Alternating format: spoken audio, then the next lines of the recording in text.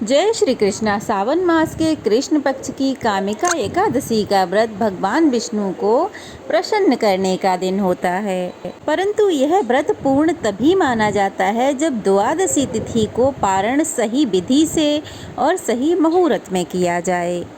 और जो भक्त पारण विधि की या पारण मुहूर्त की अवहेलना करते हैं, मतलब कि उसका ध्यान नहीं रखते हैं, तो उनका व्रत पूर्ण नहीं माना जाता है और व्रत के पूर्ण फल की प्राप्ति भी नहीं होती। इसलिए द्वादशी तिथि में ब्रह्म मुहूर्त में उठकर स्नान करें और भगवान विष्णु के चरणों में अपना व्रत समर्पित करें और विधि विधान से अपने द्वारा रखा गया एकादशी का व्रत भगवान विष्णु को समर्पित करें। इसके अलावा आपको व्रत का पारण सही तिथि और सही मुहूर्त में सही नियमों के साथ करना चाहिए।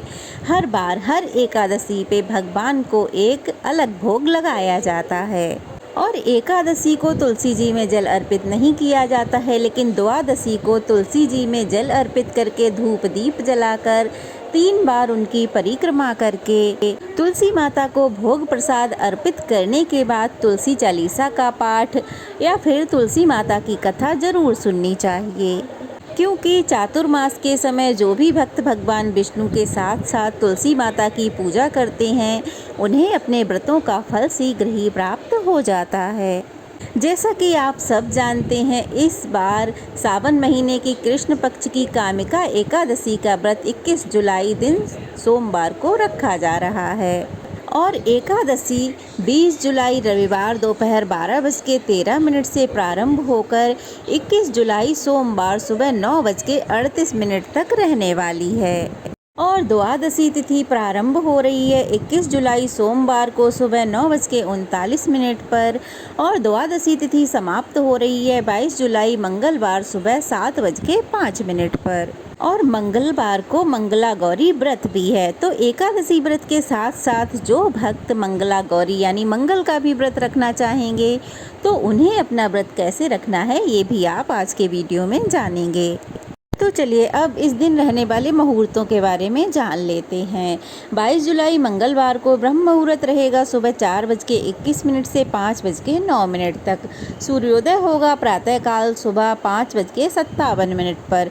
इसके बाद से आप अपने व्रत का पारणा कर सकते हैं, व्रत खोल सकते हैं। सूर्यास्त होगा शाम 7:09 पर।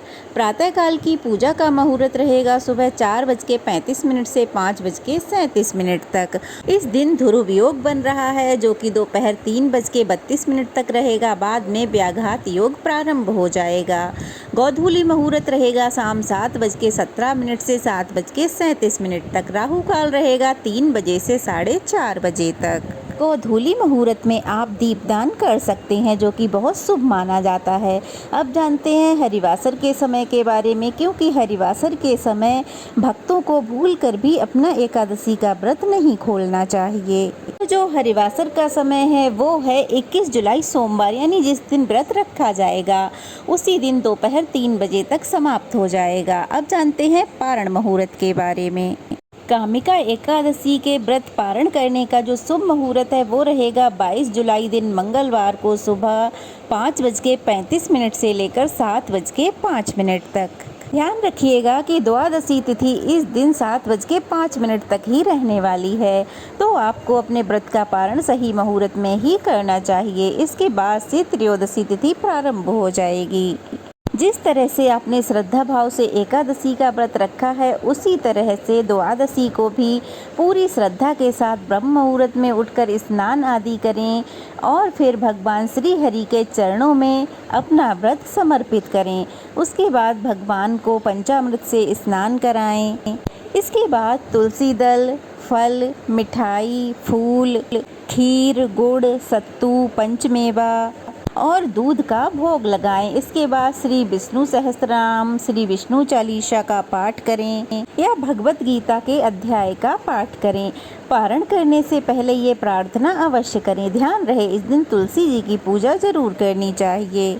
आपको प्रार्थना करनी है, हे लक्ष्मी नारायण, हे प्रभु, मैंने जो भी जप तप व्रत उपवास साधना जो भी किया है वह सब आपकी कृपा से ही संभव हो पाया है।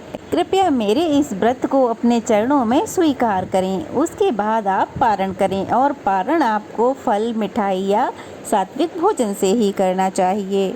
इसके बाद ही आप अपना दूसरा व्रत प्रारंभ करें। जैसे आपको मंगला गौरी व्रत रखना है या त्रयोदशी का व्रत रखना है, तो सबसे पहले आप अपने व्रत का पारणा करें और पारणा आपको फलों के जूस से, फलों से ही करना है।